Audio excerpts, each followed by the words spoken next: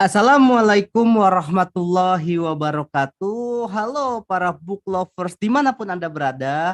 Ketemu lagi dalam acara yang super kece, super keren. Apalagi kalau PSBB, podcast seru bahas buku. Nah, ini udah lama ya PSBB tidak mengudara ya di streaming YouTube Buku Langka Indonesia. Masya Allah luar biasa ya. Nah, kita akan ketemu lagi, kita akan sama-sama belajar, menyimak dan membahas tentunya tentang buku. Ini bukunya keren guys. Ada 21 orang yang sama-sama menulis tentang kisah pengalaman mereka, ada yang puisi, ada yang cerita, ada yang pengalaman pribadi tentang sesuatu hal yang buat saya itu penting, yaitu tentang keikhlasan. Nah, judul bukunya Meniti Jalan Ikhlas. Kayak gimana tuh? Nah, kita akan simak, kita akan sama-sama membedahnya di sesi yang luar biasa ini. Nah, sebelum saya ngobrol sama para narasumber yang luar biasa, mereka juga menulis buku bareng-bareng ya di Meniti Jalan Ikhlas ini. Saya ingin membacakan sebuah puisi. Ini puisi dari koordinatornya nih yang mencetuskan tema tentang meniti jalan ikhlas ini ya. Nanti saya juga akan banyak diskusi dengan beliau. Oke, ini menarik banget, keren banget kata-katanya. Meniti jalan ikhlas tidak semudah membalikkan tangan. Meniti jalan ikhlas tidak semudah membalikan makanan di penggorengan. Meniti jalan ikhlas tidak semudah berbicara di depan umum. Perlu keyakinan yang sangat kuat bahwa inilah yang terbaik buat diriku. Meniti jalan ikhlas sebagai seseorang yang gagal menjadi dosen. Nah, ini menarik nih, luar biasa ya. Meniti jalan ikhlas sebagai seorang suami yang belum mampu memberikan yang terbaik. Meniti jalan ikhlas sebagai seorang ayah yang masih buta terhadap dunia pengasuhan. Perlu kerja keras, kerja ikhlas, dan kerjasama untuk menyelesaikannya. Nih luar biasa teman-teman semua. Kita akan bedah buku Meniti Jalan Ikhlas. Oke, tepuk tangannya dong. Yeay. Ada kan tepuk tangannya kan? Ada efeknya ya. Oke, kita akan berdiskusi dengan para narasumber yang mereka juga kontributor dan penulis buku Meniti Jalan Ikhlas ini. Saya akan mulai dari koordinatornya terlebih dahulu ya, biar nanti beliau yang akan menceritakan kenapa sih mengambil tema ini. Oke, saya akan sapa dulu bersama Kang Abdul Aziz. Assalamualaikum Kang Aziz. Waalaikumsalam warahmatullahi wabarakatuh. Sehat-sehat? Alhamdulillah sehat. Masya Allah. Saya akan bacakan profil beliau dulu ya. Oke. Sebagai guru, Frederick enthusiast and writer yang berdomisili di Cimahi, beliau ayah dari Zaid Muhammad dan Fatimah Qurratu Aini. Ya, sudah menuliskan karya buku solo yang berjudul Catatan Ayah dalam Pengasuhan dan menjadi kontributor 10 buku dengan judul naskah. Wow, produktif sekali guys si ayah yang satu ini ya. Banyak sekali diantaranya ada sepenggal catatan dalam menemukan kurikulum pendidikan anak, ayah cerdas, guru abal-abal, tugas langit, dan sebagainya. Masya Allah. Dan judul naskahnya adalah Realita Ijazah dan Karir. Nah, oke. Sebelum itu saya pengen tanya-tanya dulu nih ya. Ini fathering enthusiast itu apa sih Kang Aziz? Ceritain dong sedikit tentang aktivitas tersebut. Ya, bismillahirrahmanirrahim. Assalamualaikum warahmatullahi wabarakatuh. Waalaikumsalam warahmatullahi wabarakatuh. Ya, gini Kang, alhamdulillahirrahmanirrahim. Awal mula saya tertarik pada gini ya, dunia parenting. Artinya pada saat itu kan di tahun 2018 anak pertama itu hadir. Macam lahir lah anak pertama yang namanya Zaid Muhammad. Oke. Saya sebagai orang yang baru menikah pada saat itu, kan nikah 2017, punya anak 2018, jadi satu tahun kemudian punya anak gitu. Sebagai orang yang nggak pernah belajar tentang parenting gitu ya, ya agak aneh aja gitu ya, misalnya kayaknya berat gitu loh, baru nikah udah punya anak gitu. Gimana nih caranya? Akhirnya saya belajar tentang parenting secepat mungkin dan menyatakan dirinya sebagai fathering enthusiast. Fathering enthusiast itu adalah yang seorang ayah yang antusias gitu ya. seorang pemuda Oke. yang antusias untuk menjadi seorang ayah. Terus saking antusiasnya sampai dijewer-jewer tuh guys. Iya ini. Ada anak ini. Siap, siap, nggak Tapi apa-apa. itu. Jadi antusias untuk menjadi ayah yang ya butuh gitu ya, butuh yang namanya apa ya, branding gitu ya, branding Siap. bahwa saya seorang ayah yang antusias, yang siap belajar jadi seorang yang terbaik untuk keluarga gitu. Oke, siap, sepertinya sedang diganggu guys. Oke, nanti saya putar dulu deh. Kayaknya harus perlu Siap, didiskusikan dulu boleh, sama boleh. anak. Oke, sekarang ke narasumber yang kedua. Oke, insya Allah dengan Mbak Dani Ernawati. Oke, saya panggilnya Mbak Erna ya. Saya akan bacakan profil beliau. Dani Ernawati lahir di Jawa Tengah pada 20 April 2022 dan sekarang menetap di kota Jakarta. Oh, oke, di Jakarta tuh. Menyelesaikan pendidikan dasar di SDN 5 Nampu Grobogan pada tahun 2014, lalu melanjutkan pendidikan SMP di Sekolah Muhammadiyah 15 Wonoharjo Boyolali. Kemudian SMK melanjutkan di Sekolah Muhammadiyah 2 Andong Boyolali. Sekarang tengah menempuh studi strata 1 semester 5 di Universitas Muhammadiyah Jakarta, Fakultas Ilmu Pendidikan, dan mengambil konsentrasi pada bidang pendidikan teknologi informasi. Saya sapa dulu. Assalamualaikum Mbak Erna. Waalaikumsalam Kang Mufti. Oh, sekarang tinggal di Jakarta berarti ya? Iya, sudah sekitar 6 bulan. Oke, di mana di Jakartanya? Tangerang Selatan. Oh, Tepatnya di, Tangerang. iya, betul.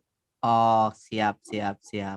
Kirain daerah-daerah Jaksel ya. Saya juga mantan anak Jaksel soalnya ya.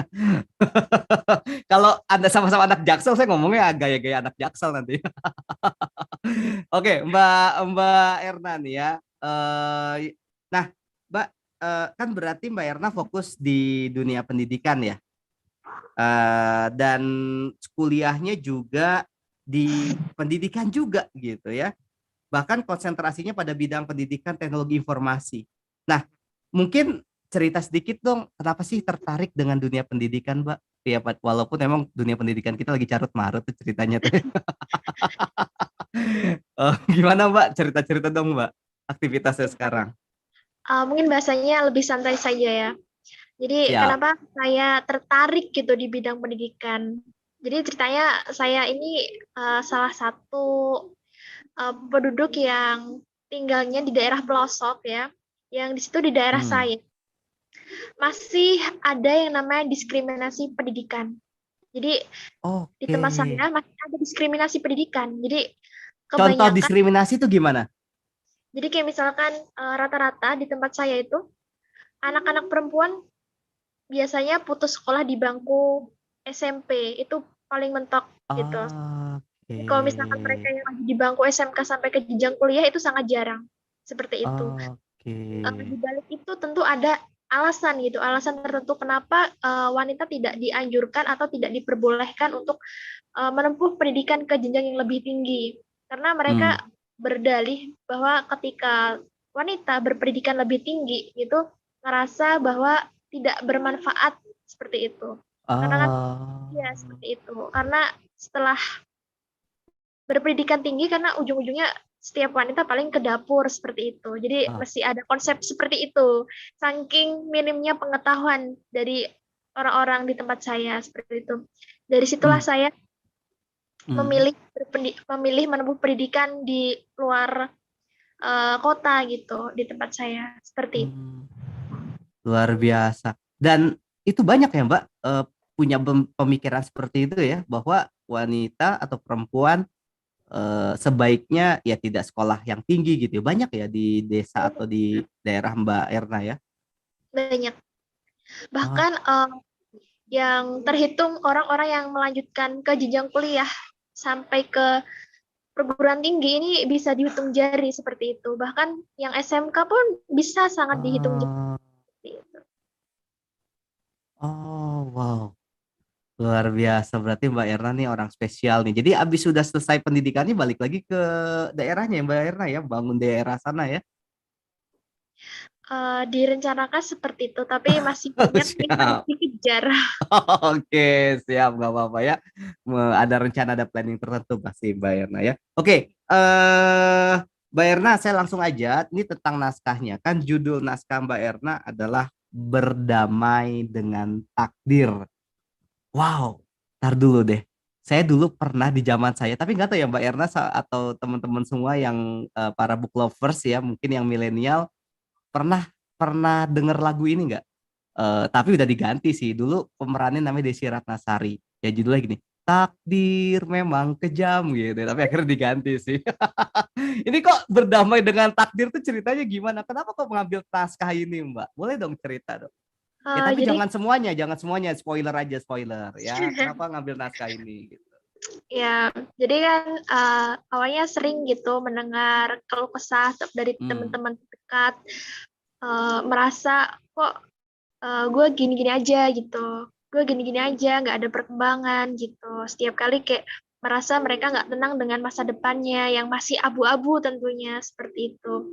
Dari situlah terinspirasi untuk menulis itu gitu kan, banyak sekali orang-orang yang menginjak usia 20 tahunan seperti itu mengalami overthinking yang luar biasa. Nah, dari situlah Hmm. terbesit untuk menulis Oke. seperti itu. Jadi sebenarnya masalah utamanya di anak muda sekarang overthinking ya, Mbak ya? Ya, betul sekali. Oke, tapi Mbak Erna nggak pernah overthinking? Karena saya berusaha menerapkan yang namanya dikotomi kendali, mengendalikan, mengejar apa yang bisa dikejar, dan yang misalkan hal-hal yang tidak bisa dikendalikan, ya sudahlah gitu. Seperti halnya Oke. seperti itu kan sudah Allah atur. Jadi tetap ada usaha, tapi kan Allah yang tentukan segalanya. Ntar dulu, ini menarik. Tadi terucap kalimat dikotomi kendali. Iya betul. Itu dari Itu filsuf. ilmu dari mana, Mbak? Itu dari saya baca dari buku Filosofi Teras seperti itu. Oke, dari filosofi teras. Oh, siap, siap. Perasaan pernah denger gitu ya. Soalnya udah baca juga ya. Kalau di Stephen Covey ada tuh ya, Seven Habits. Fokuslah dengan apa yang bisa dikerjakan dan bisa dikendalikan gitu katanya ya. Wah, keren banget, Mbak. Dan itu banyak loh anak-anak muda seperti itu yang mereka berpikir sesuatu hal yang di luar kendali mereka. Benar ya Mbak ya? Dan Iya menarik betul. nih guys, naskahnya Mbak Erna nih keren banget. Jadi bagi Anda yang milenial nih wajib baca deh ya kayaknya. Jadi banyak pembelajaran di sana. Bahkan di naskahnya Mbak Erna itu dijelaskan juga atau dipaparkan juga tentang hadis dan Qur'annya terkait sama naskahnya. Ih keren banget, keren banget. Oke Mbak, nggak apa ya. Ini saya agak bedah dikit. Nanti setiap narasumber saya bedah ya. Kalau menurut Mbak nih, ini kan tadi kata saya ya bahwa anak muda itu overthinking karena memikirkan sesuatu hal yang di luar kendali mereka. Tapi sebenarnya kalau menurut Mbak Erna nih sesama millennials ya, eh, kenapa sih mereka melakukan itu sih Mbak gitu ya? Mungkin ada inspirasi tertentu yang bisa bisa para book lovers dapatkan. Bahwa, oh saya overthinking nih, harus kayak gimana ya langkah selanjutnya supaya saya nggak bisa overthinking. Mungkin versi Mbak jelasin dong, ada inspirasi tertentu soal ini. Kalau versi saya mengurangi terkait overthinking itu kita kembali dulu harus beriman dulu. Kita harus beriman perihal Ah, takdir kita. Itu kan sebagai seorang muslim kita dianjurkan untuk beriman yang namanya beriman kepada qada dan qadir. Nah, kita harus pahami oke konsep itu oke. dulu. Seperti itu. Nah, ketika kita Jadi memahami, dasarnya itu ya, oke oke lanjut lanjut Mbak. jadi inti dasarnya adalah memahami pondasi tersebut dari iman kepada qada dan qadir. Setelah itu Hmm, kita bedah ke dalamnya hal-hal apa saja yang bisa kita kendalikan, hal-hal apa yang tidak bisa kendalikan seperti itu. Dari itu hmm, dijelaskan kan dari yang namanya beriman qada dan qadir. Ada takdir yang bisa diubah, ada takdir yang tidak bisa diubah seperti itu. Jadi kita fokus pada takdir yang bisa diubah. Ketika takdir contoh yang tidak, takdir yang bisa diubah apa Mbak? misalkan takdir yang bisa diubah atau bisa diusahakan adalah perihal kalau misalkan anak muda ini lebih ke nilai IPK, nilai ujian seperti itu, misalkan Oke. usaha itu. Oke, jadi IPK bagus apa tidak bagus itu kan ada usaha di sana ya. Itu Iya, sesuatu betul. hal yang bisa diubah gitu ya Mbak ya. Ya, betul. Wow, keren. Kalau jodoh Mbak? Jodoh itu perihal yang kalau misalkan jodoh itu lebih balik ke takdir mualak ya, tadi yang tidak bisa diubah Oh nggak bisa diubah gitu ya? karena kan takdir itu sudah ditulis ya, ada di riwayat Oke. sebuah hadis riwayat Muslim yang dimana Hmm. takdir itu sudah sejak 50.000 tahun sudah tertulis di lauh mahfuz sebelum kita dilahirkan seperti itu. Jadi jodoh itu di tangan Tuhan seperti itu. Oh, jadi kita nggak berusaha gitu Mbak nyari jodoh atau memang kita pasrah aja Mbak? Jodoh tetap jodoh itu Ini gimana anak nih? muda loh, anak muda banyak yang, aduh jodoh saya gimana ya? Kayaknya masa depan saya suram nih jodohnya belum ketemu-ketemu gitu Mbak. Padahal di Lauh Mahfuz setiap orang punya jodohnya masing-masing gitu ya. Iya betul. Nah berarti kita sebagai langkah ya contohnya tentang jodoh ya, walaupun memang di naskah nggak ada sih ya. Ini saya aja ya. Karena terkait sama sesuatu yang bisa dikendalikan, takdir yang dirubah dan takdir yang nggak diubah itu menarik nih ya. Nah berarti kalau jodoh itu kita gimana? Pasrahkan aja atau memang ada usaha Mbak? Kalau versi Untuk Mbak Erna nih. versi saya nih, versi Heeh. saya jadi kok jodoh itu sesuatu yang sudah Allah takdirkan sebelum kita Oke, terlahir di dunia. Dalam oke, kandungan hari itu kan sudah tertulis takdir-takdir kita ya di Asri. Nah, oke. dari situ kita berbalik ke pondasi Al-Quran, yang dimana laki-laki Hmm. baik untuk perempuan yang baik. Dan begitu pula Oh, jadi kalau oke. misalkan kita menginginkan pasangan kita baik, kita harus melihat diri kita, apakah diri kita sudah sesuai apa yang kita inginkan terhadap pasangan kita, seperti itu. Sekufu lah ya. Iya, betul. Mantap. Oke guys, tuh lihat tuh bagi Anda book lovers yang sedang nyari jodoh gitu ya. Tuh kata Mbak Erna katanya kalau laki-laki yang baik untuk perempuan yang baik-baik. Begitu juga sebaliknya, perempuan yang baik untuk laki-laki yang baik. Kurang lebih seperti itu ya. Jadi eh ya baikin dulu kita gitu ya. Naikin dulu kualitas diri kita gitu ya Mbak Erna ya.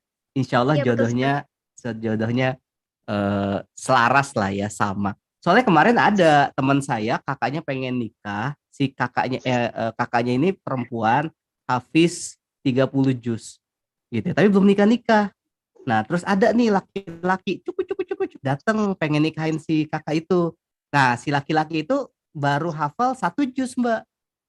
Nah, nikah nggak? Nggak nikah, benar. Karena si laki-laki itu, aduh, jiper mundur akhirnya ya. Bukan saya. Ini teman saya kakak. Ini bukan curhat ceritanya. Kalau saya mah saya mah sekufu sama istri saya insya Allah ya. Oke Mbak Erna, terima kasih. Nanti saya akan bahas-bahas lagi tentang naskahnya Mbak Erna ya. Oke, para book lovers kita akan melanjutkan. Kita akan berdiskusi dengan narasumber selanjutnya. Oke, bersama dengan Mbak Yuliani Prasetyoning Tias. Oke, saya akan bacakan profil beliau dulu ya. Biasa dipanggil Tias ya. Oh, saya nanti manggil Mbak Tias saja ya. Lahir dan tumbuh di Kebumen sedari Juli 1996 hingga saat ini.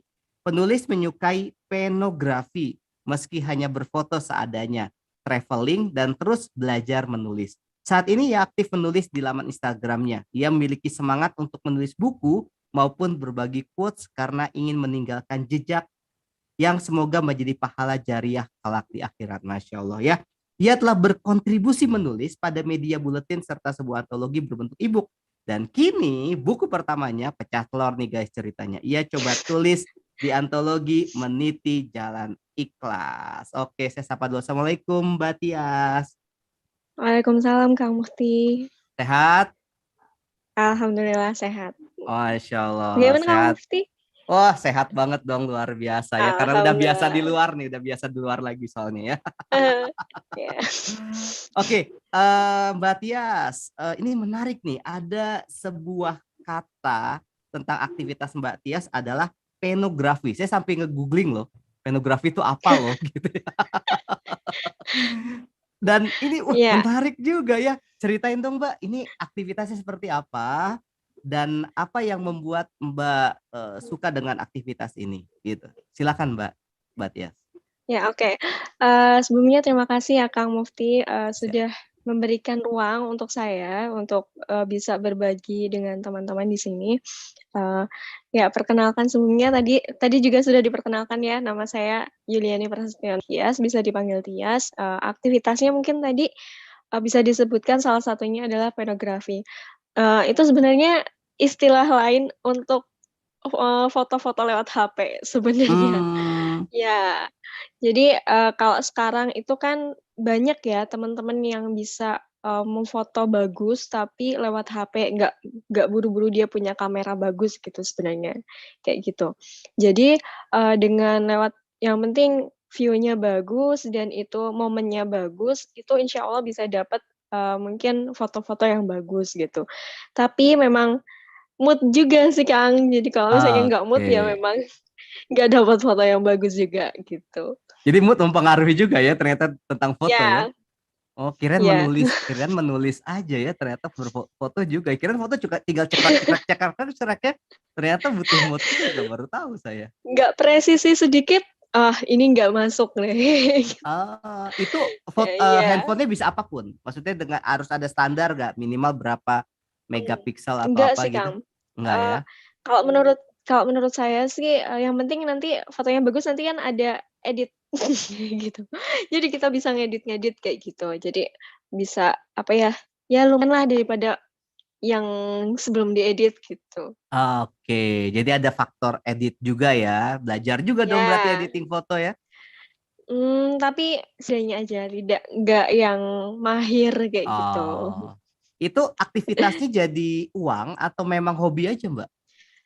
Enggak, itu hobi aja. Cuman kalau Hmm. misalnya aktivitas yang biasa itu, insya Allah lagi buka online shop, sebenarnya udah lama, Hmm. cuman ini karena sekarang udah pindah domisili, sekarang domisili di Jember, Jawa Timur, jadi akhirnya saya memutuskan untuk buka online shop gitu. Hmm. Jadi penografi itu berguna ya untuk bisnisnya Mbak Tias ya. Lumayan, Kang, karena belum Ah, bagus banget sebenarnya. siap, siap. Ada komunitasnya juga, Mbak? Kalau misalnya komunitas itu saya lebih suka ngeliat di Instagram kayak laman-laman, hasil-hasilnya teman-teman yang udah bagus kayak gitu. Jadi bisa jadi motivasi atau nyari angle yang pas kayak gitu. Oke, siap, siap. Oke, luar biasa. Nih saya juga baru tahu ya ada aktivitas penografi ya. Ponegrafi ya. Oh ini, ya. Pon berasal dari kata font itu ya, ponegrafi. Keren, keren. Saya soalnya istri itu waktu itu pernah belajar tentang foto-foto lewat handphone gitu ya, tapi nggak ngomong ke saya bahwa ada ponegrafi itu. Jadi dapat kata baru nih, keren. Oke, ini judulnya naskahnya Mbak Tias itu mudah bagi Allah untuk menggenggam. Nih luar biasa nih guys. Ceritain dong Mbak, kenapa kok milih judul ini dan ada kisah apa di belakang itu? Ya sebenarnya ini nggak beda sama yang kamu bahas sama Kak Erna ya, Iya. tentang jodoh yang tadi terakhir. Oke, berarti matching nih. Nah, Iya. saya langsung harus harus Ah, nyambungin nih tentang jodoh nih. tadi sebenarnya udah lengkap tuh sama Kak Erna, tapi, Ya. mungkin kalau dari saya cerita tentang kisah kisah aja sih, soalnya bagian-bagian yang lain sudah dibahas tadi. Mhm. Nah, iya, kenapa milih judul ini, sebetulnya saya itu baru menikah bulan Mei, Oke, Syawal pengantin kemarin, baru. jadi Oke. alhamdulillah ya, Kang. Berarti tinggal Iya, di Jember itu jadi, sama suami? iya betul, sama Hmm, oke. Sip, lanjut Mbak. iya. Jadi kenapa milih itu karena sebetulnya, buat saya pribadi itu buat pelajaran buat saya, dan mungkin kalau misalnya teman-teman bisa baca buku itu nanti bisa ambil pelajarannya juga gitu. Karena sebetulnya di awal kenapa saya nulis itu, saya merasa, eee, nggak semuanya yang nggak kenal itu buruk gitu loh. Jadi karena Oke. perjalanan saya sama suami Gitu sebelumnya dari bulan Januari sebenarnya. Jadi kan kita yang emang benar-benar sama sekali nggak kenal dan akhirnya memutuskan untuk komitmen karena perantara kayak gitu. Jadi, eee, memulai dengan yang penting ridhonya Allah dulu kayak gitu, dan Mmm, Allah itu mudah sekali menggenggam hati orang-orang yang asing gitu kan, mhm mhm. gitu Kang. Wow, berarti ta'aruf lah ya? Ya alhamdulillah. Nah, Mbak, ini saya boleh Karena ngebedah soal ini ya. Ini penting banget nih ya. Biar para boleh. book lovers dimanapun berada tahu nih tentang ta'aruf. Karena gini, Mbak, tadi menarik ya bahwa siapapun yang kita tidak kenal atau asing belum tentu itu buruk gitu ya. Atau sebaliknya juga bisa jadi ya. eh Apa yang kita kenal belum tentu baik atau belum tentu buruk. Nah, karena banyak Mbak yang berpikiran bahwa Mhm, oh kalau mau nikah mah jodohnya harus kenal dulu gitu ya. Harus tahu dulu bibit, bebet, mhm, bobot kan gitu ya Mbak ya. bebet, Nah, iya bibit, bebet, mhm. bobot. Siapa dia, keluarganya gimana, karakternya gimana gitu ya. Nah, kayak gitu-gitu gimana Mbak? Kan buat saya tuh mungkin ada sebagian para book lover juga, ih bisa gitu ya, nikah dengan orang yang nggak dikenal. Hmm. Ya, Eee, Apa yang mendasar eee, itu, Mbak? Selain ridha Allah tentunya ya? heeh, dari awal sebenarnya dulu memang saya punya komitmen untuk menikah dengan proses ta'aruf. Oke. Cuman karena seiring waktu saya berubah pikiran, nanti nikahnya mau sama orang yang paling nggak pernah saya tahu, Oke. walaupun tidak kenal gitu. Nah pada akhirnya, Allah itu menuntun, hal mungkin memberi ini ya, memberi pelajaran karena orang tua saya yang dan dikatakan itu bercerai gitu. Jadi saya mungkin Oke. mempunyai hal-hal catatan gitu ya, Oke. menikah dengan orang yang tidak dikenal itu gimana gitu kan. Nah, sebenarnya orang tua juga saling kenal sebenarnya, cuman, eee, kenapa jadi catatan buat saya karena berakhirnya, dengan perceraian gitu kan. Mhm. Jadi catatan untuk saya, oh banyak nih sebenarnya PR yang harus dipelajari gitu karena menikah itu nggak cuman soal kenal nggak kenal gitu kan. Banyak hal Iya. yang harus, kita ketahui. Apa sih solusi-solusi, misalnya permasalahan-permasalahan dari pernikahan gitu kan. Nah, Mmm. Dari sini, awalnya saya tidak mau nikah dengan bukan tidak mau ya, nanti takutnya jadi mengingkari takdir gitu ya, kurang tertarik gitu, kurang Oke. tertarik untuk menikah dengan orang yang tidak dikenal gitu. Tapi, ketika saya mengiyakan, ketika, teman saya memberikan, apa ya, mengenalkan gitu ya, belum mengenalkan sih Kang, cuman, menawarkan kayak gitu. Heeh. Ketika ada teman suaminya, saya awalnya mencoba karena nggak enak teman saya, Oke. bukan karena mengiyakan dengan proses itu, tapi ternyata ketika saya berjalan, prosesnya itu mudah dan, apa ya, salah satu tanda tanda kebaikan itu kan Dimudahkan. dimudahkan Betul. prosesnya, gitu. Betul betul Nah, setuju. ketika saya, mengikuti proses ini, alhamdulillah dimudahkan meski di awal ibu saya kurang setuju memang karena, Oh. eee, domisilinya Jawa Timur gitu, 500-an Oke. kilometer dari Kebumen dan itu, membuat orang tua saya itu berpikir ulang, gitu. Oke. Nah, akhirnya, ketika saya izin untuk, menjalani proses ini, ibu dan ayah saya itu tidak ada bantahan sama sekali kayak gitu. Mmm. Kadang kan orang kan, "Nggak usah orang yang nggak dikenal kayak gitu kan. Tapi ternyata ketika, menguatkan diri tadi ya yang dikatakan sama Kak Erna juga, ketika kita juga menguatkan diri dan menjalani prosesnya, kok nggak susah ya, kayak gitu. Mmm. Dan, ketika menjalani ta'aruf dengan orang yang tidak dikenal itu, saya nggak cuman cari informasi dari teman saya aja, Mmm. melalui link-link orang yang saya kenal di daerah sana, kayak gitu, Kang. Oh. Jadi, sebenarnya ini ya, ketika ta'aruf juga kita harus mencari tahu orangnya gitu ya, Oh, mencari tahu ja dari iya iya iya. orang lain kayak gitu. Jadi nggak kayak eh, pilih kucing dalam karung juga ya, yang benar-benar Ya, asing, enggak. benar-benar gak dikenal gitu, tiba-tiba nikah. Iya, Jadi ada proses di situ mengetahui ini orangnya gimana ada. sih, karakter gimana. Berarti dari orang lain dong, bukan dari orangnya. Betul Dari ya Mbak orang ya? lain. Dari beliaunya juga dan juga kita juga banyak Ah, pendapat dari orang lain juga ya gitu. tukeran CV dulu ya. Ini di naskahnya ada tuh guys. Jadi Ya, udah baca deh, udah tukeran CV dulu. Jadi bagi bagi book lovers yang pengen gimana pengen nikah nih secara ta'aruf. Nah, itu di bukunya di naskahnya Mbak Tias tuh lengkap ya.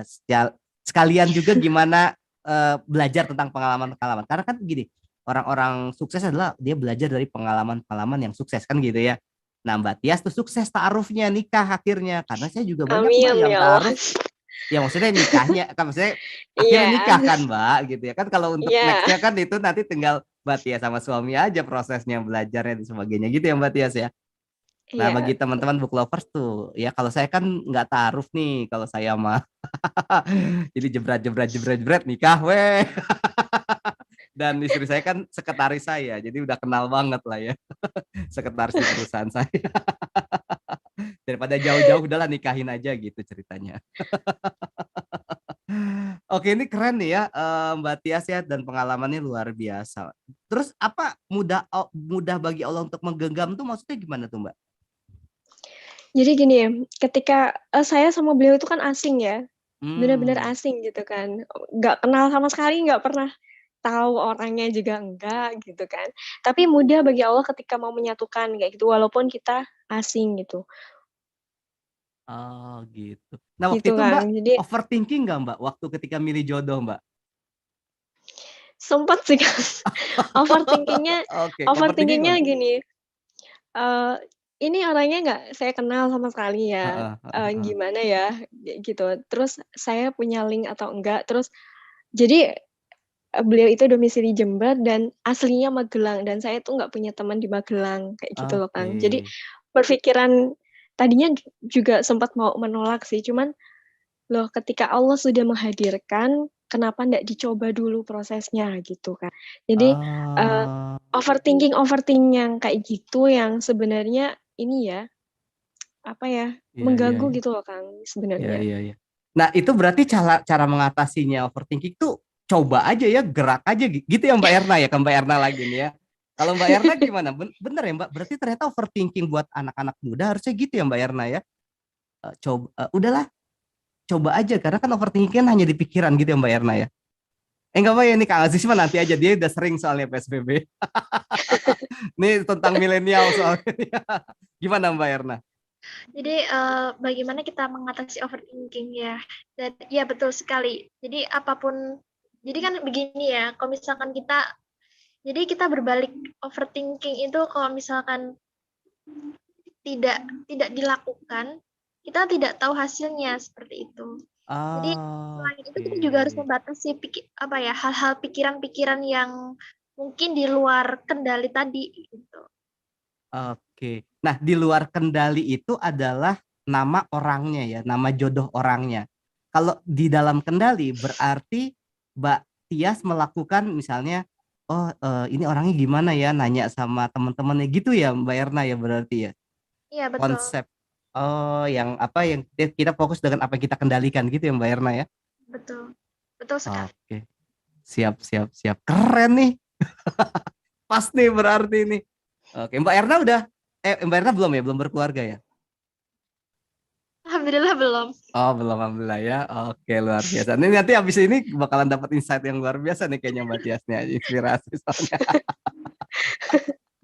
Kalau kita ya Kang Aziz ya udah ini ya, udah nikah ya. Jadi udah tahu lah, udah hafal ya. Tapi setiap orang kan beda-beda ya prosesnya ya. Nah, nanti insya Allah saya akan lebih detail tentang apa sih hubungannya atau gini, apa sih yang membuat kita jadi ikhlas gitu ya. Karena kan ini judul bukunya tentang meniti jalan ikhlas.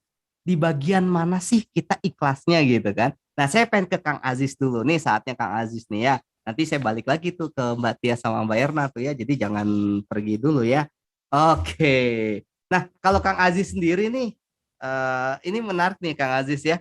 Saya baca naskahnya keren nih guys, book lovers ya. Jadi bagi teman-teman yang salah jurusan, yang sudah terlanjur salah jurusan, ini ada tips and trick dari Kang Aziz nih ya. Karena judul naskahnya tentang realita ijazah dan karir. Jelasin dong Kang Aziz nih tentang judul apa, naskahnya tentang apa gitu ya. Ya, iya Kang.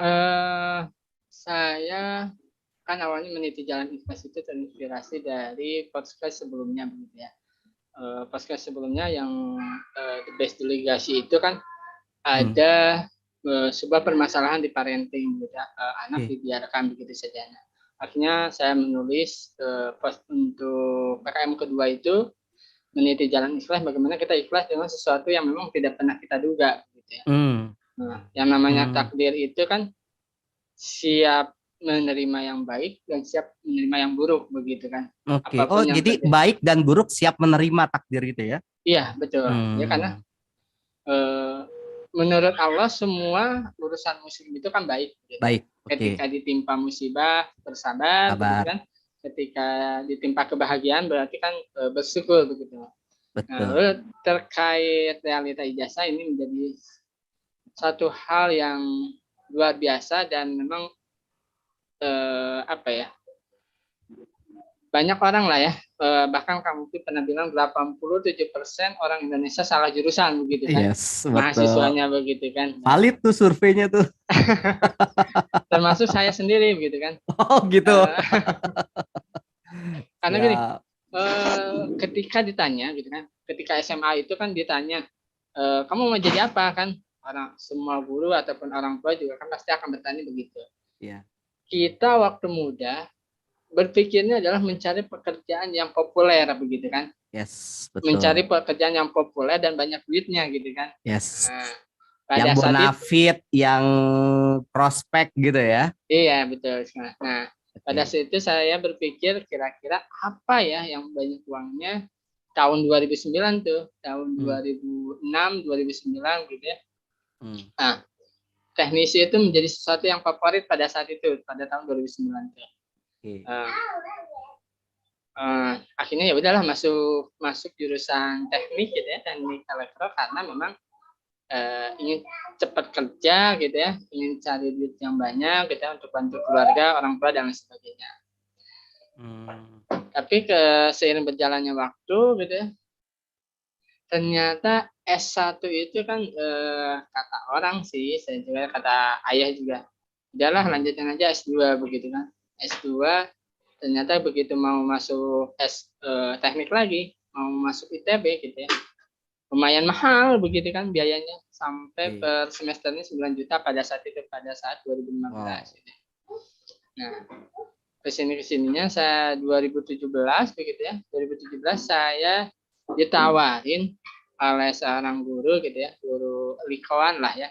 Mungkin konsep taruh juga dari guru likoan, ditawarin untuk jadi guru gitu. Padahal saya nggak pernah punya basic jadi seorang guru gitu. Oke. Nah, tawarin, akhirnya dicobalah gitu ya. Awalnya hanya 3 bulan karena ini mengisi kekosongan guru IPS pada saat itu. Nah, ketika dicoba ternyata asik gitu ya. Asik jadi guru tuh gitu, ketemu sama anak-anak gitu ya, senda guru gitu ya, bercerita tentang pengalaman hidup, bercerita tentang masa depan ya, artinya memberikan motivasi anak-anak, kamu harus gini kan gitu ya, artinya saling berbagi informasi. Dan memang saya nyaman begitu ya, nyaman dengan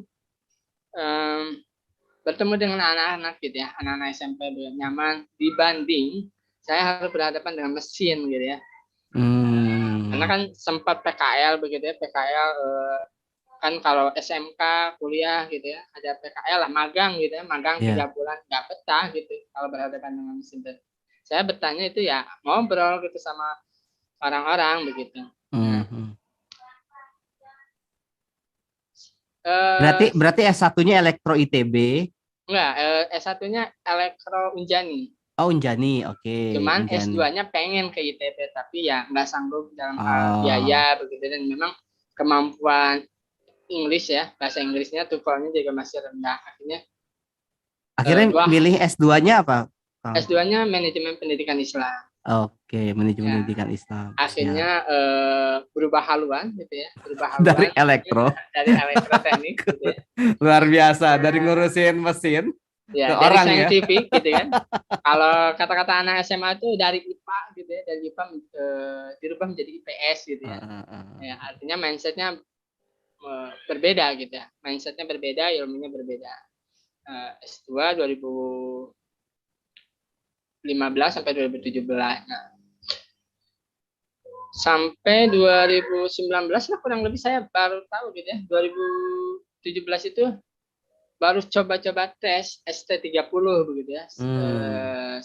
Apa ya ST30 teh? Strength Strong, psikologi. Strength iya, tipologi. oh ya, strength typology 30. Di sana menyatakan bahwa ya saya cocoknya sebagai seorang yang memang menyampaikan informasi gitu ya, distribusi gitu ya, distribusi. Makanya pekerjaan yang paling lama di guru gitu kan. Saya pernah daftar jadi teknisi di pabrik, ya nggak lama lah, bahkan daftar di pabrik di Sukabumi, datang sore hari, besok siang udah pulang lagi gitu kan. Oke. Karena nggak nyaman gitu, nggak Nggak nyaman. betah ya, nggak Iya, nyaman nggak ya. betah Oke. gitu. Nggak sesuai gitu ya. Akhirnya Pak ya, jadi guru ditawarin nyaman, berarti kan 2017 sampai 2023 ini udah tahun ke-6 gitu ya. Begitu kan. Nah, bagi teman-teman yang salah jurusan, berat sih memang. Berat. Karena kan udah menghabiskan banyak waktu ya, Yes. menghabiskan banyak waktu SMK teknik Ya, elektro gitu ya. Terus S1-nya juga teknik elektro itu kan udah 7 tahun gitu ya. ya. Dan sekarang Dan harus dibuang gitu kan, harus yes. dibuang, Dan kembali ke disimpan. titik nol lagi ya, Iya, belajar lagi dari nol ya. betul betul. Harus belajar Luar di titik nol biasa. lagi gitu. Nah, sampai sampai sekarang ya ketika mau jadi dosen, nah harapannya sih ya dulu S2 itu S2 apapun gitu ya, walaupun nggak linear bisa jadi dosen. Tapi kenyataan berbeda hari ini gitu ya. Hari ini kalau pengen jadi dosen S1 dan S2-nya harus linear. Kalau punya kan manajemen pendidikan Islam, S1-nya juga harus Ya. manajemen pendidikan Islam gitu. Kalau mau jadi dosen elektro ya S2-nya juga harus elektro begitu. Sekarang mau kuliah lagi elektro juga udah keburu ada pun. Oke, luar biasa Kang Aziz. Jadi pengalaman tentang Kang Aziz itu bercerita di naskahnya salah jurusan ya. Iya. Dan surveinya emang mencengangkan sih. 10 orang, 10 mahasiswa itu yang benar jurusannya cuma satu atau dua jurusan. Saya termasuk orang yang beruntung tuh ya, kuliah di Fakultas Ilmu Komunikasi, jurusan perpustakaan, punya bisnis di lembaga pelatihan komunikasi dan punya penerbitan. Bukunya terpakai semua ya, alhamdulillah. Saya cuma satu, Alhamdulillah. mungkin satu orang. Tapi ya, saya juga nggak ngerti itu jurusan saya apa gitu ya, alhamdulillah ya. Dan ini menarik nih, nanti saya akan bahas itu ya Kang Aziz ya. Ketika ada orang yang memang dia salah jurusan dan secara populasi lebih besar dibandingkan orang-orang yang benar secara jurusan dan sesuai dengan potensinya. Terus di mana letak orang itu harus apa ya, harus nerimo gitu. Dan pengalaman Kang Aziz berkata apa Kang tentang salah jurusan elektro, terus tiba-tiba ke S2-nya tentang manajemen pendidikan, dan di titik mana Kang Aziz bisa mengikhlaskan itu semua? Boleh dong cerita Kang Aziz? Ya, awalnya kan gini, di titik mana itu kan ketika S1 itu kan pengen S2, pengen sih jadi dosen ya, dosen teknik elektro, begitu tidak tercapai, mungkin baru 2 tahun atau 3 tahun yang lalu begitu ya, mengikhlaskan ketika memang sudah tidak bisa lagi jadi dosen begitu ya. Karena kan saya nikah 2017, sedangkan jadi guru itu kan honorer ya, honorer gitu ya. Oh iya, 2 tahun yang kemarin. Karena apa? Oke. Tak 2 tahun yang kemarin itu kan ada istilahnya gini, ada P3K begitu ya, ada CPNS begitu. Cuman kan ketika P3K itu mau jadi guru itu P3K diangkat jadi P3K itu karena ngajarnya IPS, S1-nya teknik elektro, ya nggak bisa ngapa-ngapain gitu, tidak bisa meningkatkan karir begitu kan. Bagi laki-laki kan karir itu sesuatu yang penting dengan yang namanya penghasilan begitu ya. Betul Penghasilan untuk sekali. keluarga. Nah, Kalau bahasa saya harga diri seorang laki-laki itu penghasilan sih. Oke, lanjut Kang. Ya. Nah, akhirnya apa? 2 tahun yang lalu saya mencoba membuat komunitas. Nah, ini nyambung dengan yang tadi yang di awal gitu ya, komunitas saya cerdas gitu ya. Saya pada dengan antusias itu sebenarnya si julukan yang diberikan istri saya begitu ya. Kadang-kadang nyelanehnya istri itu kan gini, kamu tuh mau jadi apa sih gitu ya, guru bukan gitu ya, dosen bukan gitu. Nggak tahu, saya juga nggak ngerti gitu ya, karena itu ada masalah takdir gitu ya. Oke. Akhirnya ya udahlah, karena memang saya senang dengan ngajar, akhirnya ya udahlah saya jadi pengajar di luar institusi formal begitu ya, harapannya ke sana. Jadi saya menjadi pengajar di luar sekolah umum gitu ya, pengajar apapun gitu ya. Akhirnya ya udahlah, karena saya sekarang sedang fokus dengan keluarga, belajar tentang keluarga, akhirnya saya meniatkan diri untuk mengajar generasi di bawah saya begitu ya, anak-anak muda gitu ya, untuk sama-sama yuk kita belajar tentang parenting, bagaimana melakukan pengasuhan kepada keluarga, pada istri, kepada anak-anak. Oh, jadi ngajar ke anak-anak muda belum menikah diajarin parenting? Rata-rata sekarang pesertanya sih yang udah nikah justru. Oh, oke. Luar biasa berarti. Bahkan ada yang usia 40 tahun gitu kan, bingung saya. Siap.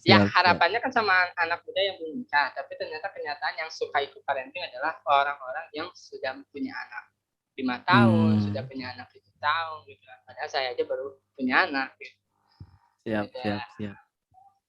Akhirnya tercetuslah buku catatan ayah dalam pengasuhan. Mantap, keren guys, luar biasa. Ntar lu applause mana? Yeay. Oke, makasih Kang Aziz. Nanti di ujungnya nanti Kang Aziz harus mengutarakan sebuah konklusi ya. Ya, nanti inilah ya. Temanya tentunya tentang meniti jalan ikhlas. Saya pengen ke Mbak Erna lagi ya. Oke, Mbak Erna, kan kalau Mbak Erna ini kan naskahnya tentang berdamai dengan takdir. Nah, dari naskahnya Mbak Erna ini kira-kira di sisi mana, di titik mana, atau gini deh, apa hubungannya dengan tema kita meniti jalan ikhlas dengan tema yang Mbak Erna tulis? Jadi kan judul dari buku ini kan Meniti Jalan Ikhlas. Jadi kenapa saya mengambil judul di bagian saya berdamai dengan takdir. Jadi apapun yang terjadi, entah itu takdir kita nantinya sesuai dengan keinginan kita, ekspektasi kita ataupun tidak, tetap kita harus bersyukur gitu. Karena kan sesuatu yang kita minta terkadang tidak sesuai apa yang terjadi gitu, tidak sesuai dengan realita. Dari itulah kita tetap harus bersyukur atas segala nikmat yang telah Allah berikan. Terkadang apa yang kita rencanakan itu tidak terjadi karena memang pada dasarnya yang Allah siapkan akan lebih indah dari apa yang kita rencanakan, seperti itu. Masya Allah. Dan sesuai dengan surat Al-Imran ya, tidaklah engkau menciptakan semua dengan ini sia-sia ya.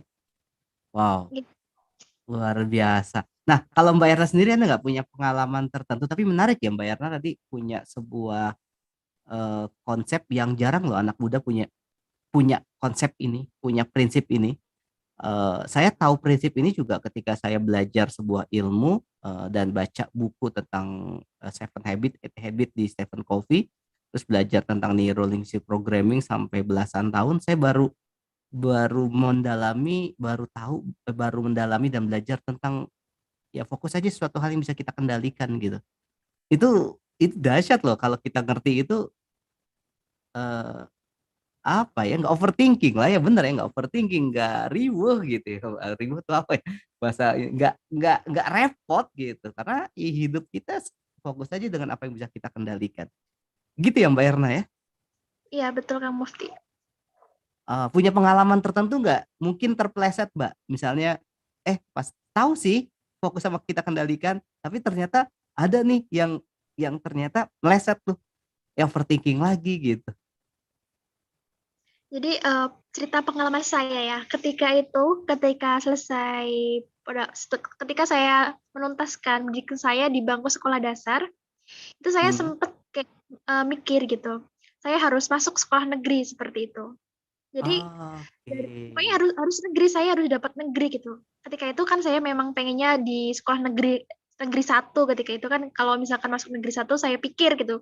Ketika saya masih SD, saya pikir ketika saya masuk sekolah negeri ke depannya bakal dipermudah gitu, misalkan pendaftaran PNS dan lain sebagainya seperti itu. Itu ketika saya menuntaskan bangku sekolah dasar di tingkat SD seperti itu. Nah, Hmm. dari situlah ternyata saya tidak keterima di negeri satu karena Nah, ketika itu saya terus gimana memang Mbak kalau gak keterima Mbak?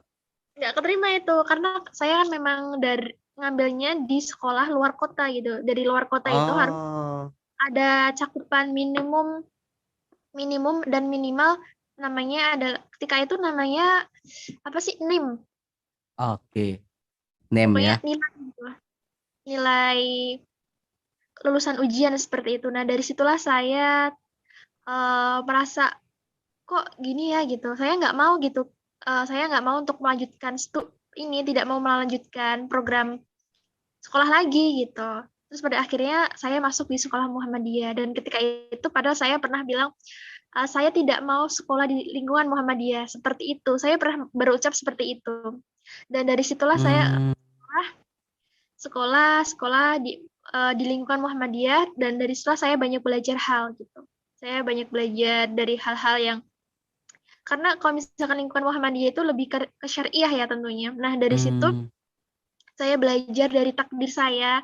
Terus ketika selesai SMK, selesai SMP, saya kemudian melanjutkan lagi di sekolah Muhammadiyah. Dari situlah saya mendapatkan program beasiswa. Di bangku SMP Oh, masuk program Islamic Boarding School, yang ketika itu memang di sekolah saya memang sekolah terbaik ya di Jawa Tengah. Jadi untuk cakupan biaya memang mahal, tapi karena ketika itu saya mengambil jalur prestasi, alhamdulillah ya, itu mendapatkan program beasiswa seperti itu dari situ. Nah, dari situlah kemudian saya berniat, memang saya di planning dari awal gitu, planning dari sekolah SMP saya harus lanjut kuliah dengan program beasiswa gitu, seperti itu. Nah, dari program itu, dari planning-planning, jadi saya setiap hidup itu ada yang namanya timeline kehidupan atau disebut dengan wow, peta kehidupan. Itu versi saya ya, itu versi saya. keren Saya Mbak. Ada Mbak, ada peta kehidupannya ada Mbak? itu Ada. saya tidak, saya jadi ada sih bukunya, cuma di atas gitu, di lantai 5, saya lagi di lantai dasar. Enggak, Seperti itu. maksudnya gini, Mbak Erna punya berarti peta kehidupan. Iya, saya selalu setiap planning kehidupan saya gitu. Jadi ketika saya Wow. berhadapan dengan posisi itu, jadi saya tidak apa ya, tidak eh, apa ya, terburu-buru mengambil keputusan. Jadi setiap kehidupan saya sudah saya planning ya. Kadang memang tidak sesuai apa ekspektasi. Tentunya kan Ah, kita akan lebih siap menghadapi itu seperti itu. siap. Nah, Jarang loh Mbak milenial mereka punya peta kehidupan, punya tujuan hidup mau ke arah mana, terus mau targetnya seperti apa, jarang-jarang banget. Saya ingat banget waktu itu saya sadar tentang peta kehidupan itu ketika baca buku MHMMD, merancang hidup, merencanakan masa depan. Itu karya, aduh saya lupa karya siapa ya, aduh bu siapa gitu ya. Itu langsung, ternyata selama ini saya tersesat gitu kan. Jarang loh Mbak. Nah ini Mbak Erna itu tahu pentingnya peta kehidupan tuh dari siapa Mbak? inisiatif saya sendiri karena memang saya Ah, senang gitu. Karena memang pada awalnya senang menulis, jadi saya setiap kali menulis target saya jadi setiap kali itu saya menulis target saya dalam jangka panjang, target saya dalam oke. jangka pendek seperti itu. Dalam jangka pendek ini saya pengen ada pencapaian seperti apa, seperti itu. Wow. Dan ini Mbak, saya pengen minta pengalaman Mbak ya tentang peta kehidupan, tentang membuat target. kan bicara membuat target itu kan karena selaras nih dengan berdamai dengan takdir. Membuat peta atau membuat rencana itu kan kita buat sebagai ikhtiar manusia ya, sebagai usaha manusia. Terus hasil bisa jadi kan tidak sesuai itu, Mbak. Ya, misalnya kita pengen target ya sekolah negeri, ternyata tidak jadi sekolah negeri, malah ke sekolah swasta atau sekolah yang mungkin jauh dari ekspektasi kita atau rencana dan target kita. Eh, Disitulah, menurut Mbak, di situ memang kita perlu berdamai dengan takdir, Mbak. Iya ya, Iya, dari situ ya. iya betul sekali. Oke. Ada cerita nggak Mbak? Punya pengalaman ketika hasil kok nggak sesuai gitu ya? Tadi ya yang tentang negeri itu ya? Iya, tapi setelah saya jalani, oh ternyata di balik itu semua ada kejutan yang mungkin bisa Ah, saya bilang luar oke. biasa gitu. Jadi saya kuliahnya juga mendapatkan beasiswa kan di kampus Muhammadiyah ini seperti itu. Oh, Tapi nggak keterima, terus dapat beasiswa gitu ya Mbak ya? iya, iya betul sekali. Jadi Wah, saya menarik keterima di nih. kampus Muhammadiyah ya. Saya Hmm. mendapatkan program beasiswa. Tentu dalam mencapai beasiswa itu saya juga sudah ada planning gitu sejak selesai SMP, masuk kelas 1 SMK itu saya sudah buat timeline bahwa nanti setelah SMK saya harus dapat beasiswa gitu. Gimana Hmm. planningnya nanti saya kembangkan gitu seperti itu. Jadi dari saya selalu mencari informasi gitu. Gimana nih caranya saya bisa mendapatkan program beasiswa itu dari eh, nilai rapor yang grafiknya harus naik, kemudian nilai akademik yang harus bagus seperti itu. Dari situ kan Hmm. saya banyak belajar, oh ternyata kejadian 7 tahun yang lalu ini hikmahnya seperti itu. Masya Allah, luar biasa. Dan orang nggak sadar kalau ketika ekspektasi dia di luar ya, maksudnya dia merencanakan tapi ternyata tidak sesuai dengan apa yang dia rencanakan, ada satu lagi yang namanya kejutan. Itu orang banyak nggak sadar tuh, bahwa ternyata ada kejutan yang terbaik yang Allah udah siapkan sama kita gitu ya Mbak ya. Harusnya kita Iya buat betul. rencana tuh gitu. Ketika nggak selesai nih, nggak sesuai nih, oh berarti ada kejutan yang lain yang terbaik dari rencana kita. Top Marco Top Book Lovers ya, luar biasa, dapat inspirasi yang keren banget. Nah sekarang ke Mbak Tias nih. Kalau Mbak Tias gitu nggak Mbak? Ada kejutan nggak Mbak? Mungkin jodohnya ini, ternyata dapatnya ini gitu ya Mbak? Atau emang sebelum-sebelumnya, atau emang udah oke dapatnya emang suami sekarang, atau sebelum-sebelumnya udah pernah mengalami proses dan sebagainya Mbak? Cek. Ya, Bismillahirrahmanirrahim. Gimana ya? Kalau saya itu tadi menangkap keikhlasan itu lebih ke background background sebelumnya. Jadi karena Ah, orang tua itu kan cerai, jadi oke. mengikhlaskan proses-proses itu untuk bisa mencapai sebuah pernikahan itu kan gak gampang gitu ya Kang. Karena Yes. pasti setiap anak itu punya luka pengasuhan gitu ya Kang. Yes. Nah, dan itu nggak mungkin mudah. Bukannya nggak mungkin ya, semuanya karena orang tua itu kan berperan ya melukai dan mengobati gitu kan. Ya, Nah, betul. itu yang harus saya pelajari dan itu harus menuntut sebuah keikhlasan gitu kan. Harus Hmm. menerima, titik poinnya adalah di penerimaan gitu kan. Hmm. Jadi nggak bisa aku nggak ikhlas, nggak nerima, ya udah aku nggak mau ngapa-ngapain gitu kan. Tapi akhirnya ketika Hmm. kita mengikhlaskan, menerima, pasti akan ada sesuatu yang baik datang gitu kan, Kang. Jadi eee, kita berikhtiar sesuai dengan jangkauan kita. Ketika Masya yang Allah. tidak di jangkauan kita, ya sudah kita serahkan Yes. sama Allah gitu kan, Nah, ini gitu. menarik nih Mbak Tias nih. Jadi ternyata kejutan Mbak Tias ini suami yang hadir sekarang ya. Ketika Mbak Tias sudah bahasanya ya sudah mengikhlaskan tentang background kejadian sebelumnya gitu ya. Karena gini loh Iya. Mbak, banyak orang, saya kan juga terapis ya, hipnoterapi. Saya belajar tentang hipnoterapi dari tahun 2008. Klien-klien saya itu ngeri-ngeri Mbak. Terakhir ada klien yang seorang ibu pengen membunuh anaknya. Bayangin, seorang Mmm, ibu yang pengen membunuh anaknya. Itu kalau dari sisi psikologi itu mengerikan lah ya. Dia punya pengalaman buruk sama ayah tirinya. Dan itu kan luka pengasuhan ya, luka banget.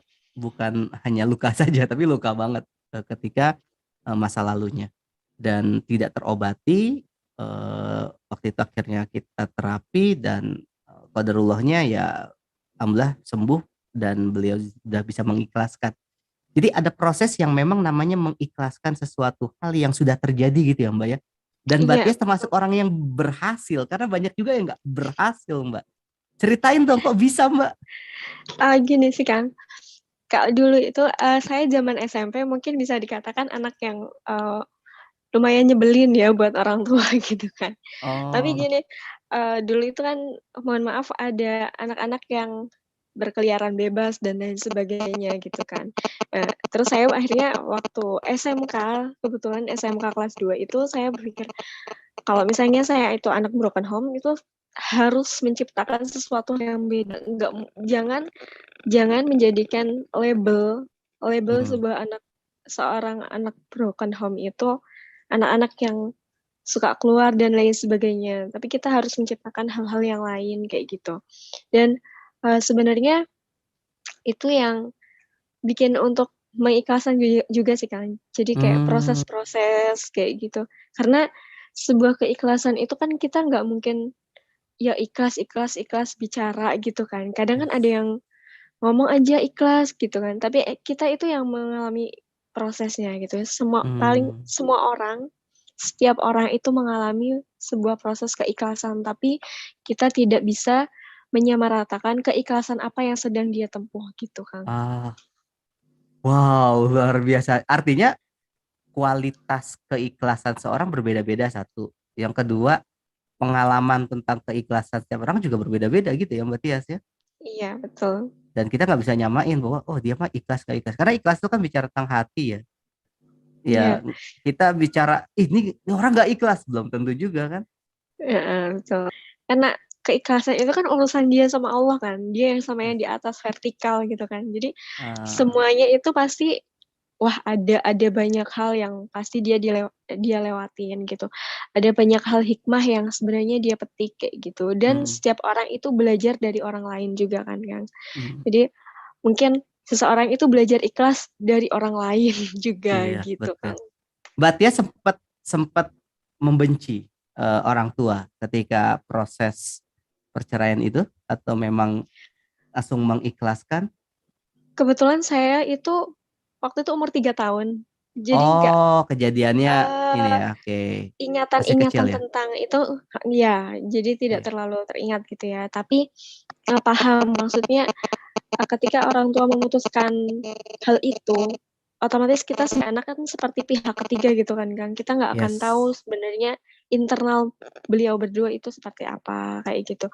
Jadi Ah, walaupun kita anak, tapi kita tidak bisa, eee ngejudge satu ataupun dua-duanya salah gitu. iya Itu sudah betul. keputusan kedua orang. Jadi Siap. kita sebagai anak hanya bisa mengambil pelajaran itu Betul betul untuk betul betul. kedepannya gitu. Wow, para book lovers ini luar biasa banyak insight ya di hari ini ya di sesi ini ya keren banget. Dan bicara keikhlasan saya setuju banget bahwa itu bicara tentang vertikal ya kita dengan Tuhan kita, kita dengan Allah dan tidak bisa ditakar juga setiap orang memiliki jalan ikhlasnya masing-masing karena berbanding lurus dengan kapasitas dia, berbanding lurus juga dengan masalah-masalah yang dihadapi.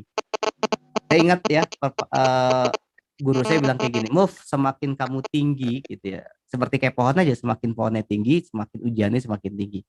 Otomatis ilmu ikhlasnya juga semakin tinggi gitu katanya. Jadi kalau beruntunglah kalau kamu mendapatkan masalah yang begitu besar, dengan itu Allah sedang menguji kamu tuh. Allah menyiapkan kamu untuk naik kelas ke kelas selanjutnya. Wow, keren guys.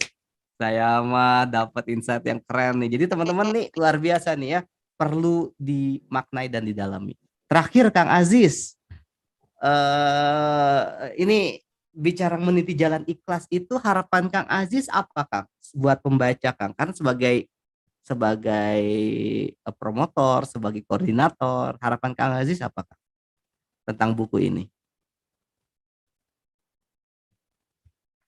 Di mute Kang, di mute.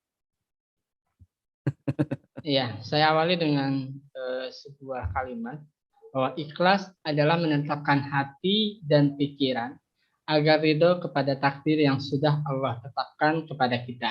Hmm. Berusaha membersihkan hati dari berharap selain kepada Allah, gitu. Tentu saja perlu perjuangan dalam mempertahankan niat gitu ya. Karena sejatinya ikhlas itu berawal daripada niat.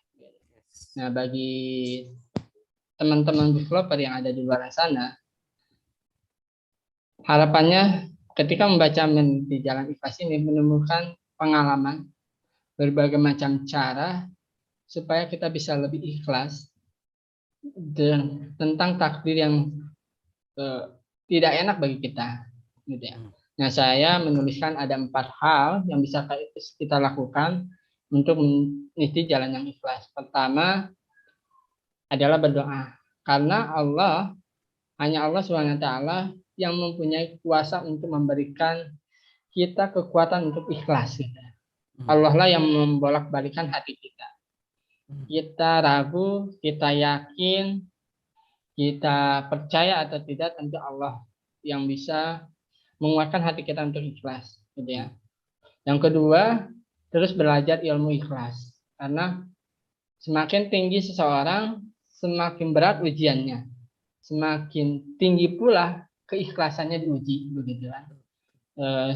Seperti halnya Nabi Ibrahim alaihissalam, ketika dia sangat ikhlas dengan apa yang ada di sekitarnya, lalu Allah uji dengan anaknya yang sangat dia cintai, gitu ya. Nah, diuji dengan disembelih anaknya, gitu ya. Itu adalah sebuah ujian yang sangat berat.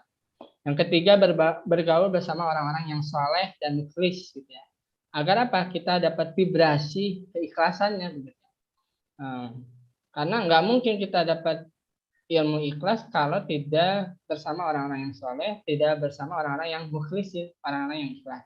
Tidak dapat vibrasinya tuh, gitu ya. Kalau kita masuk ke dalam air comberan ya kotor gitu suasana hati itu.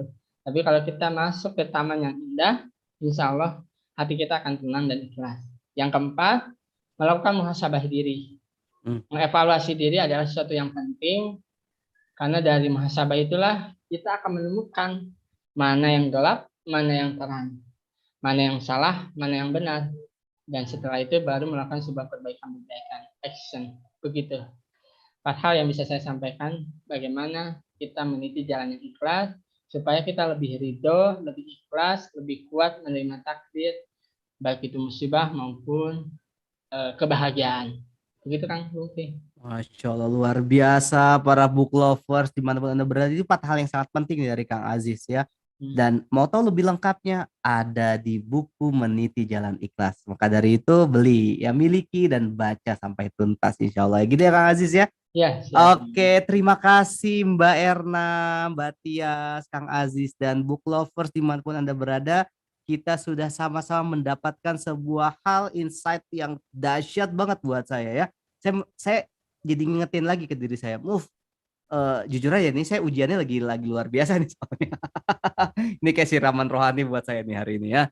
Dan tentunya kita juga banyak belajar ya dari teman-teman para kontributor. Nanti insya Allah kalau bagi teman-teman yang baca buku Meniti Jalan Ikhlas, banyak sekali hikmah dan pembelajaran yang luar biasa di sana.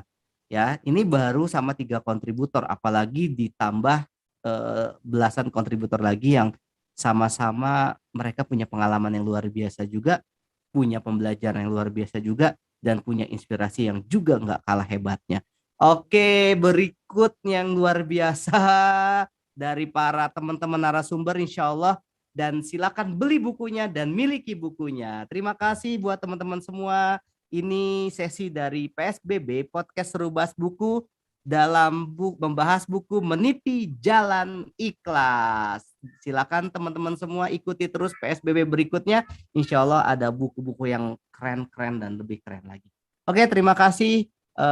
Saya Kang Mufti, founder Buku Langka Indonesia. Sukses buat teman-teman semua dan selamat meniti jalan ikhlas. Wassalamualaikum warahmatullahi wabarakatuh. Dah. Waalaikumsalam warahmatullahi wabarakatuh.